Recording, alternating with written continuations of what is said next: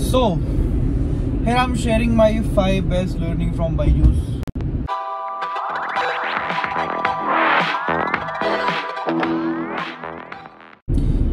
So, hello guys, good morning. Here I'm sharing my 5 best learning from Byju's. Currently I'm working in Byju's.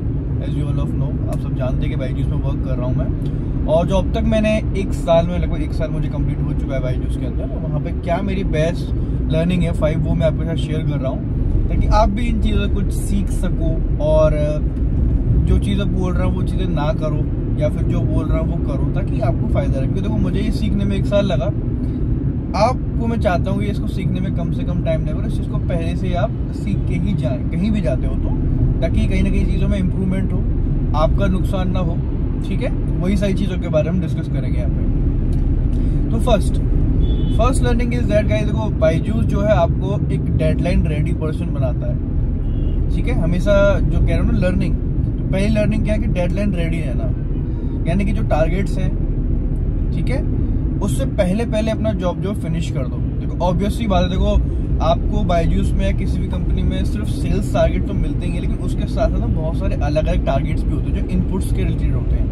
ठीक है, जैसे कि अपनी बायजूस की हम लोग बात करें तो वहाँ पे मेरा कॉलिंग का भी है कि इतने कॉल्स करने, इतने डेमोज बुक होने चाहिए, ठीक है, इतने कंडक्ट होने चाहिए। उसके बाद फिर सेल्स का आता है। लाइक 4 चीज़ों में इसको डिफरेंशिएट कर सकते हैं, बांट सकते हैं। बट सोचो किसी भी वीक में अगर मेरा सेल्स टारगेट नहीं हो पाया, बट बाकी ये 3 टारगेट मेरे कंप्लीट रहे, दैट मीन्स कि मेरा इनपुट जो वाला क्राइटेरिया वो कंप्लीट था। ठीक है, तो कहीं ना कहीं इतना ज़्यादा चीज़ें प्रॉब्लमैटिक नहीं होंगी। इफ इन केस मेरे 4 में से कुछ ही कंप्लीट नहीं होगा और सब में ही मेरी दिक्कत आएगी। तो फर्स्ट थिंग इज दैट कि टारगेट रेडी गाइस, कि ज़रूरी नहीं है कि सिर्फ आपका जो सेल्स वाला टारगेट है वो कंप्लीट नहीं हो रहा है, कोई दिक्कत नहीं। उसके अलावा जो आप इनपुट्स हैं वो अपना 100% कंप्लीट करके रखो। First thing is that. Second जो बायजूस ने मुझे सिखाया, दैट इज इंडिपेंडेंट। जैसे कई बार क्या होता है कि हम बायजूस में या किसी भी कंपनी में वर्क करते हैं तो हमारे फ्रेंड्स बन जाते हैं, सो कॉल्ड फ्रेंड्स जिसको हम बोलते हैं, और फिर हम उन पर ना इतना डिपेंडेंट हो जाते हैं। कई बार तो कहते हैं कि भाई तू अपनी सेल दे दे या फिर मेरी करवा दे। तो guys literally I am telling you the truth कि सेल्स में ना कोई किसी को सेल नहीं देता, बट हाँ कभी कभार ट्रेड चल जाता है। बट ऐसा नहीं कि प्रॉपरली आप किसी पे डिपेंडेंट हो सकते हो। अगर ये आप सोच रहे हो डिपेंडेंट हो चुके हो, तो कहने की आप समझो कि आपकी जो जॉब का एंड जो टाइम है वो आ चुका है। ठीक है, मैं सही कह रहा हूँ इस चीज़ को थोड़ा सीरियसली लेना।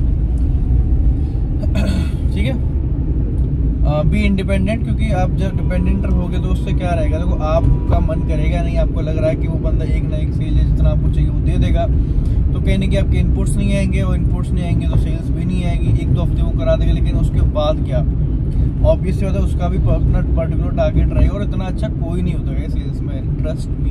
इसमें लगभग 3 साल से सेल्स में जॉब कर रहा हूँ, तो कोई इतना मतलब बढ़िया आदमी नहीं होता कि हर महीने आपको 2-3 सेल। हाँ कभी कभार जरूरत पड़ती तो 1-2 सेल कहीं ना कहीं आपसे आप एडजस्ट कर सकते हो, बट इतना नहीं हो पाएगा, आप समझो, क्योंकि उसको भी अपना कंप्लीट करना रहेगा।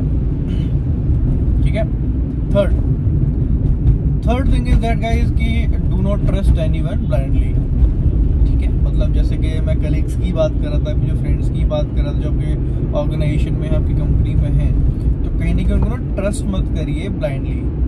कुछ लोग होते हैं जो मैनेजर के डैश होते हैं, आप समझ रहे हो क्या होते हैं। ठीक है, तो कहीं ना कहीं आप उनसे अपनी सारी चीज़ें शेयर करते हो और कहीं ना कहीं जाके वो चीज़ें पहुंच जाती है आपके मैनेजर के पास में। अब चाहे वो आप मैनेजर के बारे में ही कर रहे हो या फिर आप जॉब स्विच के बारे में कर रहे हो, कुछ भी चीज़ के बारे में कर रहे हो, तो वो चीज़ फिर आपके मैनेजर तक पहुँच जाएंगी। फिर मैनेजर आप समझ रहे हो कि ये चीज़ें किस तरीके से डिफ़िकल्ट होती चली जाएंगी।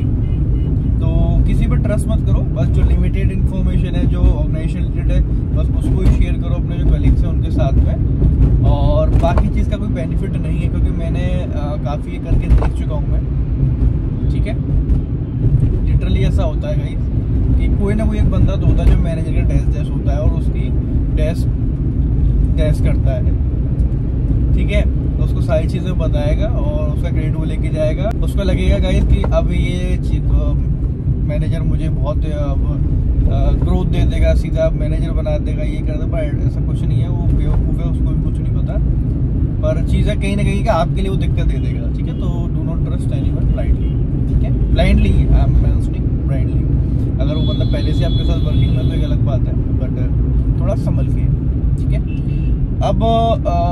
थर्ड और बाकी जो नेक्स्ट चीज़ है, नेक्स्ट चीज़ की हम लोग बात करते हैं। Next point is do not share everything with your manager.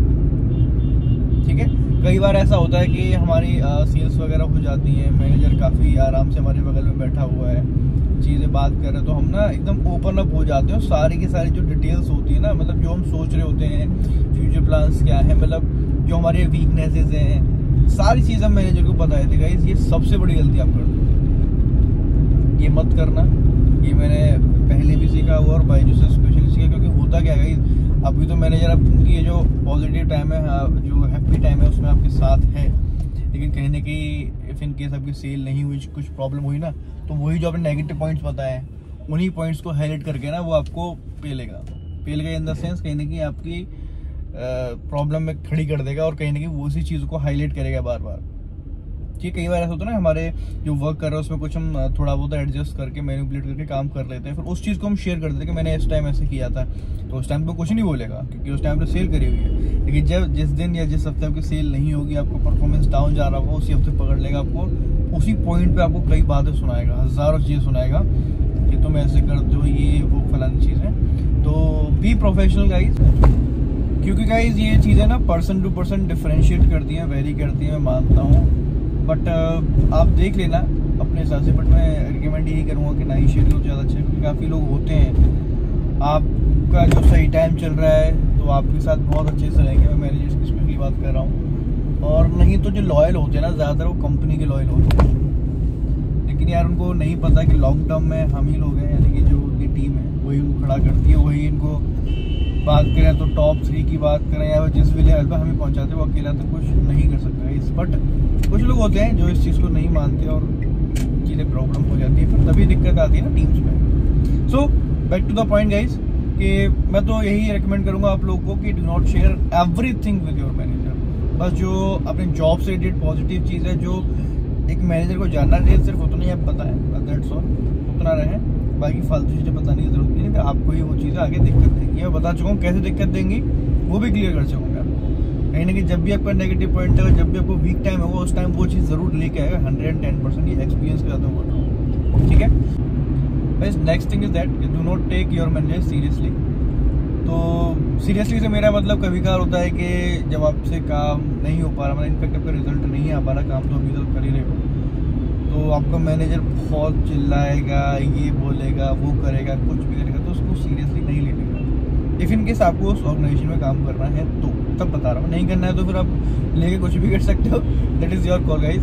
But आपको उसमें और लॉन्ग रन में काम करना है, उसी को सीरियसली मतलब इस काम से उस काम से निकालो। ठीक है, क्योंकि उसके कहने की जो वर्डिंग है उसको आप सीरियसली लोगे तो लिटरली आप वर्क नहीं कर पाओगे, आपके माइंड में बहुत प्रेशर जो है क्रिएट हो जाएगा, बहुत प्रेशर क्रिएट हो जाएगा, तो आप उसके बारे में सिर्फ सोचते रहोगे, अगला कोई थॉट आपके दिमाग में आएगा नहीं, काम आपसे होगा नहीं, अगेन फिर वही से रिपीट होगी, और रिपीट होते होते कहीं ना कहीं एक ऐसी कंडीशन हो जाएगी कि वो जॉब आपको छोड़नी पड़ेगी या फिर कंपनी को खुद निकालनी, क्योंकि QRA जैसे बायजूस चल रहा हो और ऑर्गेनाइजेशन में होता हो तो वो कंप्लीट नहीं होगा, तो कहीं ना कहीं वो आपको निकालेगा। ठीक है, so this is the thing guys, ये 5 बेस्ट लर्निंग थी मेरी बायजूस के अंदर। सो आई होप आपको कुछ ना कुछ ज़रूर सीखने को मिला होगा, और आपके लिए जो बेस्ट सूटेबल चीज़ लग रही है कि भाई ये मुझे बहुत अच्छा लगा सीखने में, प्लीज़ मुझे कमेंट करके बताना।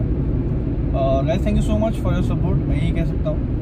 और कोई क्वेश्चन हो, कोई चीज़ पूछना हो तो कमेंट कर सकते हैं, नहीं तो मेरी इंस्टाग्राम ID भी अवेलेबल है, मैं नीचे डाल दूंगा डिस्क्रिप्शन में, वहाँ देख सकते हो, या फिर मैं वीडियो में भी दिखा रहा हूँ आपको, ये जो नीचे दिख रही है ना, Shubham Sharma SPTR, that is my Instagram ID। Message me there, I will reply you guys. हाँ, लिटरली थोड़ा सा टाइम लगता है, मानता हूँ मैं, बट रिप्लाई मैं ज़रूर करता हूँ। So guys this is for the day. I hope आपको आज की वीडियो पसंद आई होगी, और पसंद आए तो लाइक कर देना, अगर कंटेंट अच्छा लग रहा हो तो सब्सक्राइब कर देना, अगर आगे भी सेम चीज़ आपको देखनी है तो। सो मिलते हैं गाइस अगली किसी वीडियो में, तब तक के लिए bye bye, take care, thank you, good bye, love you all.